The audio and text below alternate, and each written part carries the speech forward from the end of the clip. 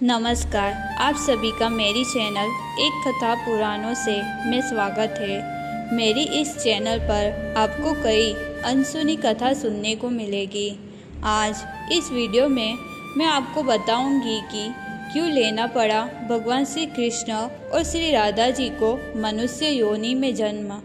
श्री कृष्ण को प्राणों से भी बढ़कर प्रिय राधा जी होने के बावजूद क्यों उनसे वियोग रहा। किस पुण्य के प्रभाव से वसुदेव जी और देवकी जी को भगवान श्री कृष्ण पुत्र रूप में प्राप्त हुए और यशोदा जी ने उनका पालन किया। वीडियो को अंत तक ज़रूर देखना और ऐसे ही अन्य कथा सुनने के लिए मेरी चैनल को सब्सक्राइब करें।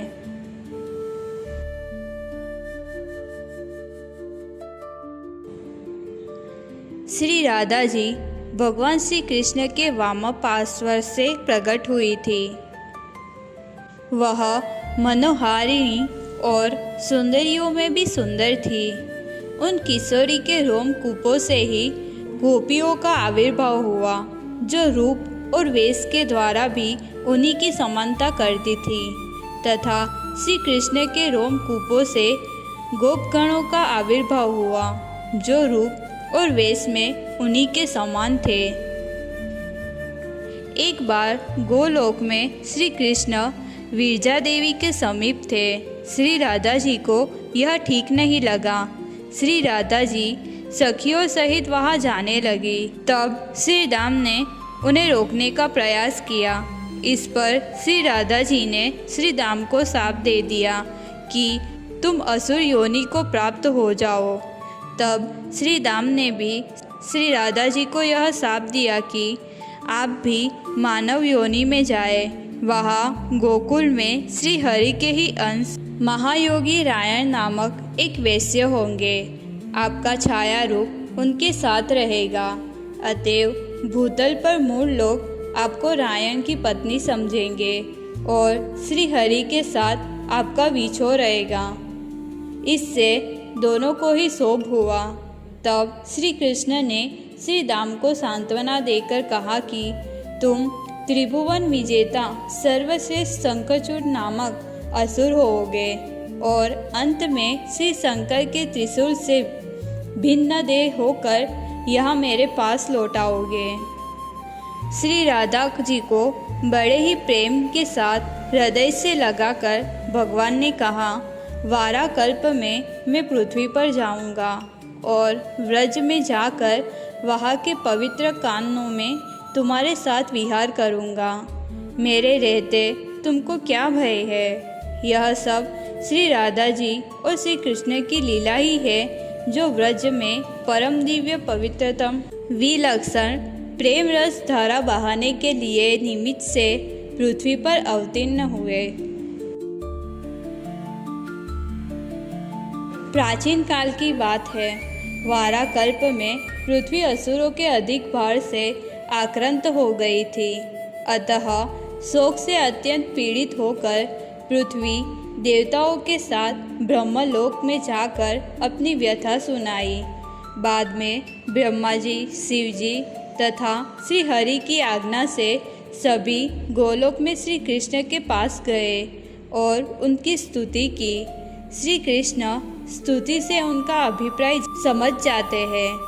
पृथ्वी का भार कम करने हेतु उन्हें सांत्वना देकर सभी देवी देवताओं को उनके साथ पृथ्वी पर जन्म ग्रहण करने के लिए कहते हैं और श्री राधा सहित गोपियों को भी व्रज में अवतीर्ण होने का आदेश दिया।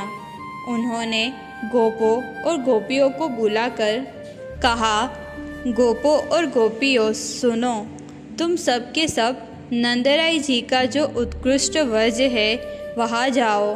राधिका, तुम भी वृषभानु के घर पधारो। वृषभानु की प्यारी स्त्री बड़ी साध्वी है।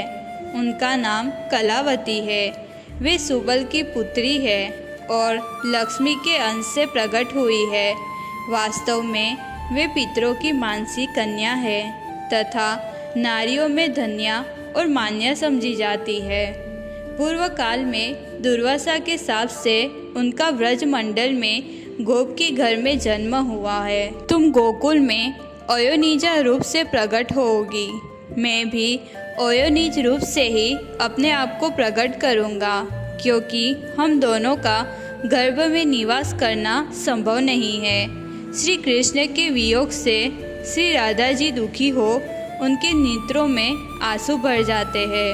तब श्री कृष्ण उन्हें सांत्वना देकर कहते हैं, तुम मुझे प्राणों से भी अधिक प्यारी हो और मैं भी तुम्हें प्राणों से भी बढ़कर प्यारा हूँ। हम दोनों का कुछ भी एक दूसरे से भिन्न नहीं है, हम सदैव एक रूप है। श्री दाम की साप की सत्यता के लिए कुछ समय तक मेरे साथ तुम्हारा वियोग रहेगा। भूतल का भार उतार कर तुम्हारे और गोप गोपियों के साथ मेरा पुनः गोलोक में आगमन होगा। फिर सभी गोप गोपियाँ श्री राधा जी तथा देवी देवता श्री कृष्ण की सहाय हेतु पृथ्वी पर अवतीर्ण होते हैं।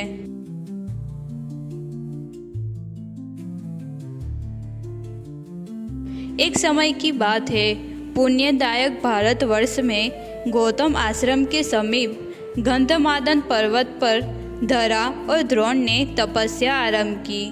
उन्होंने भगवान श्री कृष्ण के दर्शन हेतु सुप्रभा के तट पर 10,000 वर्षों तक तपस्या में लगे रहे, फिर भी उन्हें श्री हरि के दर्शन प्राप्त नहीं हुए। तब वे वैराग्यवश अग्निकुंड का निर्माण करके उसमें प्रवेश करने हेतु उद्यत हो गए। तब वहाँ आकाशवाणी हुई, वसुश्रेष्ठ, तुम दोनों दूसरे जन्म में भूतल पर अवतीर्ण हो, गोकुल में अपने पुत्र के रूप में श्री हरि के दर्शन करोगे। उन भगवान का दर्शन करना अत्यंत कठिन है, वे ब्रह्मा आदि देवताओं के भी वंदनीय है। यह सुनकर धरा और द्रोण सुखपूर्वक अपने घर को चले गए। इस प्रकार वे यशोदा और नंद के नाम से अवतीर्ण होकर श्री हरि के मुखारविंद के दर्शन किए। पूर्व काल में वसुदेव जी तपस्वी जनों में श्रेष्ठ प्रजापति कश्यप थे और देवकी जी उनकी पत्नी अदिति थी। उन्होंने अपनी पत्नी अदिति के साथ तपस्या द्वारा श्री कृष्ण की आराधना की थी। तब श्री कृष्ण ने प्रसन्न होकर वर मांगने को कहा। कश्यप जी ने उनके समान पुत्र होने का वर मांगा और भगवान श्री कृष्ण ने उन्हें यह वर प्रदान कर दिया कि उन्हें उनके समान ही पुत्र होगा, परंतु त्रिभुवन में उनके समान कोई है ही नहीं, इसलिए वे स्वयं उनके पुत्र भाव को प्राप्त हुए। रोहिणी पूर्व जन्म में कश्यप जी की दूसरी पत्नी सर्पमाता कद्रु थी। अदिति के श्राप के कारण वे भी भूतल पर वसुदेव जी की प्रेयसी भार्या रोहिणी बनी। देवकी जी के गर्भ से क्रमश जो 6 संतानें हुई, उन्हें वसुदेव जी ने कंस को दे दिया, क्योंकि वे सत्य से बंधे हुए थे। कंस ने क्रमश उन सबको मार डाला। योग माया ने श्री कृष्ण की आज्ञा से देवकी के 7वें गर्भ को रोहिणी के उदर में स्थापित कर दिया। उसी गर्भ से भगवान अनंत प्रकट हुए, जो संकर्षण नाम से प्रसिद्ध हुए। तदंतर देवकी जी का 8वां गर्भ प्रकट हुआ, जो वायु से भरा हुआ था। 9वां मास व्यतीत होने के पश्चात 10वां मास उपस्थित होने पर सर्वदर्शी भगवान ने उस गर्भ पर दृष्टिपात किया। सभी देवता ने उनकी स्तुति की। वह रात्रि घोर अंधकार से व्याप्त थी। जब रात के 7 मुहूर्त निकल गए और 8वां उपस्थित हुआ, तब आधी रात को सर्वोत्कृष्ट शुभ लग्न आया। उस लग्न पर केवल शुभ ग्रहों की दृष्टि थी। रोहिणी नक्षत्र और अष्टमी तिथि के संयोग से जयंती नामक योग संपन्न हो गया था। जब अर्ध चंद्रमा का उदय हुआ, उसी समय सभी ग्रह आकाश में अपनी गति के क्रम को लांघकर मीन लग्न में जा पहुँचे। शुभ और अशुभ सभी वहाँ एकत्र हो गए। वे सभी विधाता की आज्ञा से 11वें स्थान में जाकर सानंद स्थित हो गए। मेघ वर्षा करने लगे, ठंडी ठंडी हवा चलने लगी। पृथ्वी अत्यंत प्रसन्न थी। 10 दिशाएं स्वच्छ हो गई। अप्सराएं नृत्य करने लगी। गांधर्व गान करने लगे। खिले हुए पारिजात के पुष्पों की झड़ी लग गई। उसी समय सती देवकी वहाँ गिर पड़ी। उनके पेट से वायु निकल गई और वही भगवान श्री कृष्ण दिव्य रूप धारण करके देवकी के हृदय कमल के कोष से प्रकट हुए। वे अत्यंत मनोहर थे। हाथ में मुरली शोभा पा रही थी। पीताम्बर से सुशोभित श्री विग्रह की कांति नूतन जलधर के समान श्याम थी। माथे पर मोर पंख के मुकुट तथा उत्तम रत्नमय किरीट से श्री हरि की दिव्य ज्योति और भी प्रकाशित हो उठी। वसुदेव जी और देवकी उन्हें देख विस्मय हो गए। वे नतमस्तक हो उनकी स्तुति करने लगे।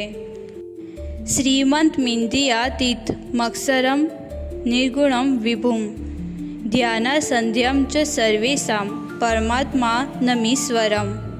आप श्रीमान मंगलमय, इंद्रियातीत, अविनाशी, निर्गुण, सर्वव्यापक है, जो केवल ध्यान से ही प्राप्त किए जा सकते हैं, जो सभी के परमात्मा और ईश्वर है।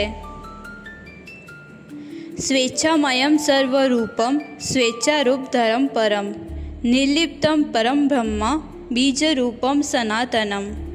आप स्वेच्छामय सभी रूपों में स्थित है। अपनी इच्छा से कोई भी रूप धारण करने वाले हैं। आप सर्वोच्च कर्मों से निर्लिप्त परम ब्रह्म, सृष्टि के मूल बीज और सनातन हैं। स्थूलास्थूलतरम व्याप्तमति सूक्ष्मं दर्शनम स्थितम सर्वशरीरेषु साक्षी रूपम दृश्यकम।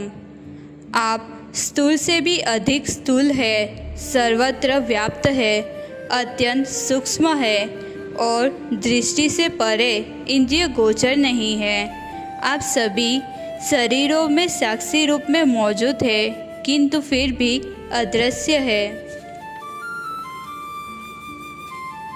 शरीरवंतम सगुणम शरीरम गुणोत्तकरम प्रकृतिम प्रकृतिसम च प्राकृतम प्राकृते परम। आप साकार, निराकार, सगुण होकर भी गुणों से परे है। आप प्रकृति भी है और प्रकृति के स्वामी भी है। आप प्राकृतिक रूप में दिखने वाले होकर भी प्रकृति से परे है।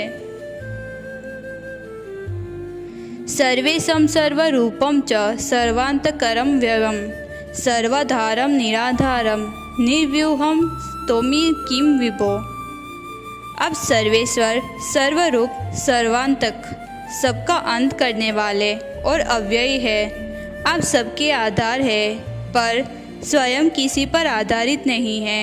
आप अथाह रहस्य से परिपूर्ण हैं, तो मैं आपकी स्तुति कैसे कर सकता हूँ।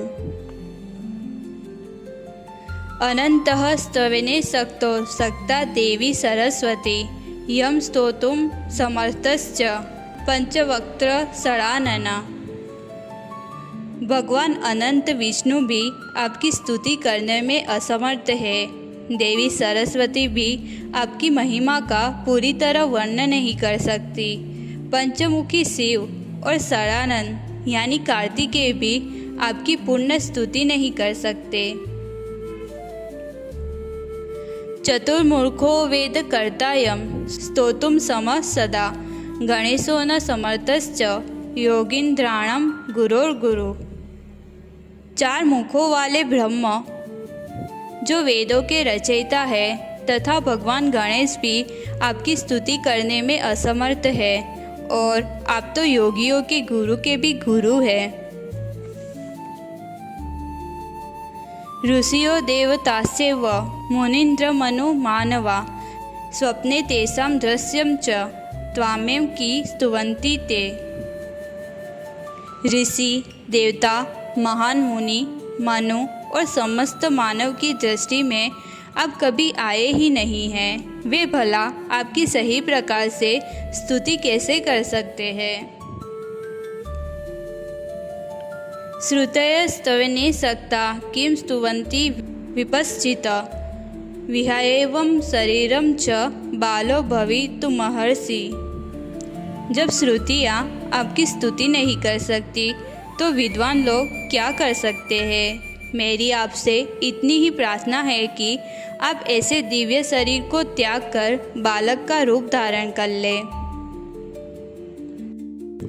वसुदेव कृतं स्तोत्रम त्रिसंध्यम यह पठे नर भक्तिदास्य मवाप्नोति श्री कृष्ण चरणाम्बुजे।